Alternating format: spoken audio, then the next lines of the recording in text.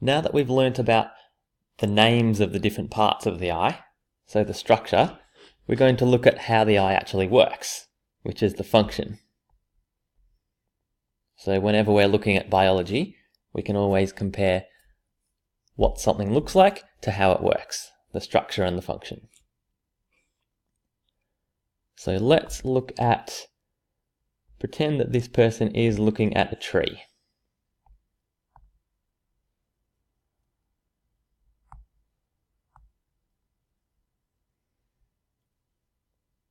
So the way the eye works is that light hits the tree and then it comes into our eye. So let's look at the very top point of the tree first. Light from here,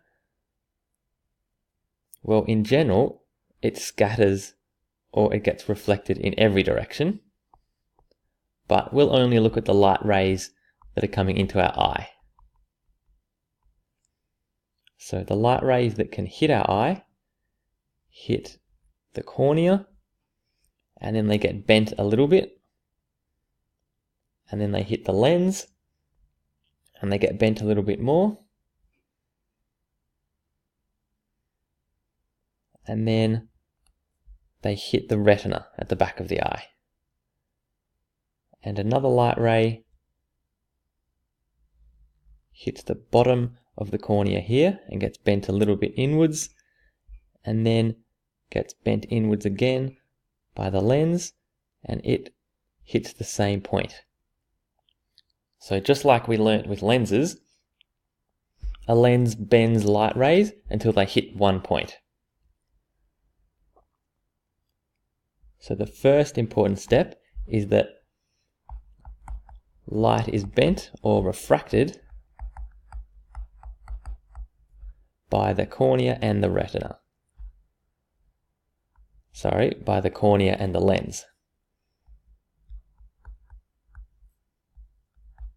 By the cornea and lens. So the cornea was the transparent bit at the front, and the lens is the convex, transparent part inside.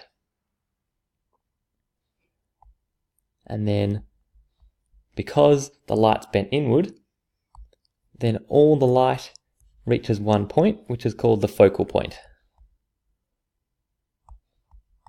So the focal point is perfectly on the retina.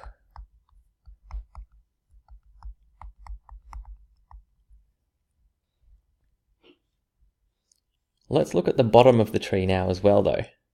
So light from the bottom of the tree, this comes up to the cornea, through the iris, through the lens, and it hits the retina at the top here.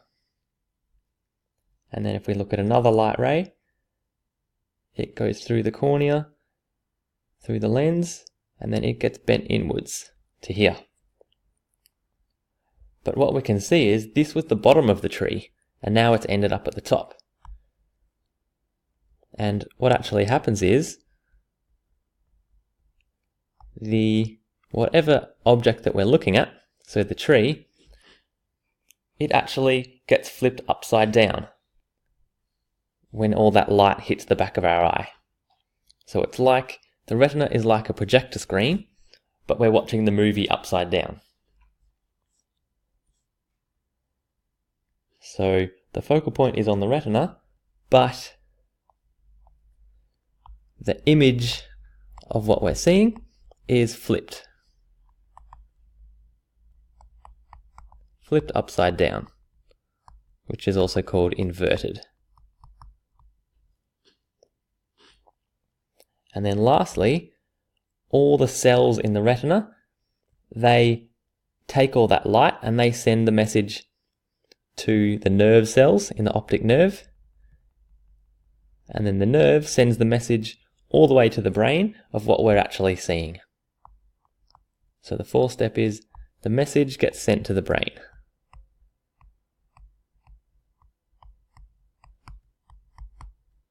Message sent to the brain.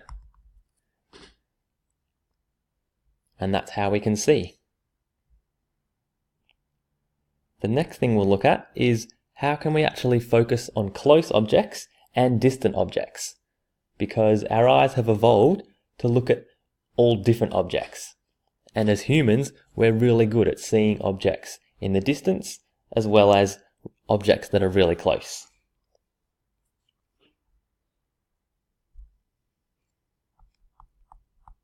So close and distant objects.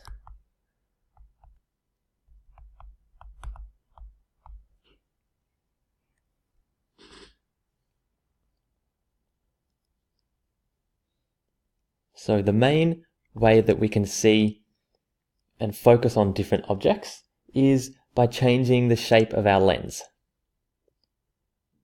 which is the job of the ciliary muscles, which we learnt about in the last video.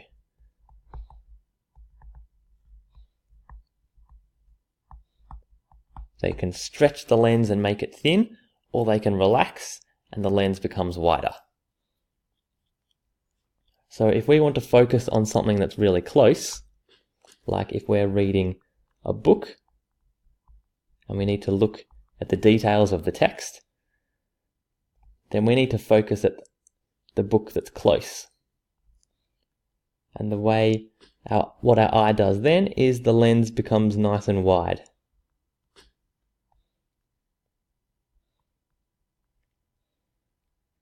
And like we practiced with the lenses, if you have a wider lens, that means the light gets bent a lot.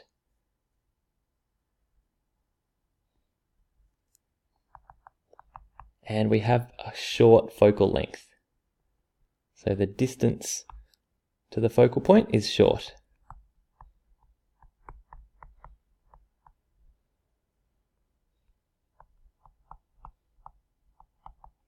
Which means we can focus on something that's really close to us.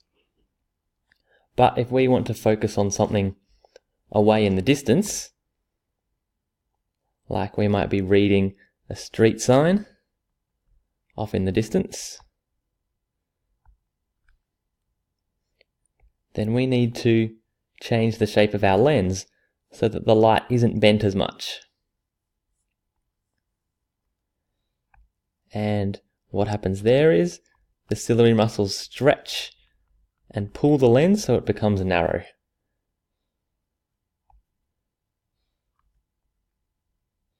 And that means that the focal length of where the light becomes a focal point is much longer.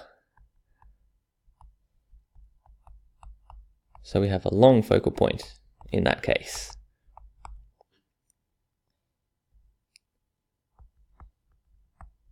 So the long focal point is when the lens is narrow, and the short focal point is when the lens is wider.